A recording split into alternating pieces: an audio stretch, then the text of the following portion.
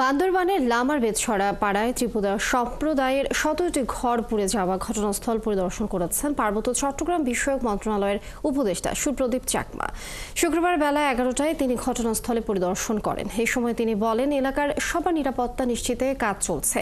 এরই মধ্যে ৪ জনকে আটক করা হয়েছে, বাকিদেরও আটকের চেষ্টা চলছে। ঘটনার সাথে জড়িত কাউকে ছাড় দেওয়া হবে না বলেও জানান তিনি। এই সময় বান্দরবান জেলা পরিষদের চেয়ারম্যান অধ্যাপক থানজামাল উসাই, জেলা প্রশাসক শাহ মুজাহিদ উদ্দিন, পুলিশ সুপার মোহাম্মদ শহীদুল্লাহ কাউসার সহ বিভিন্ন কর্মকর্তারা উপস্থিত ছিলেন।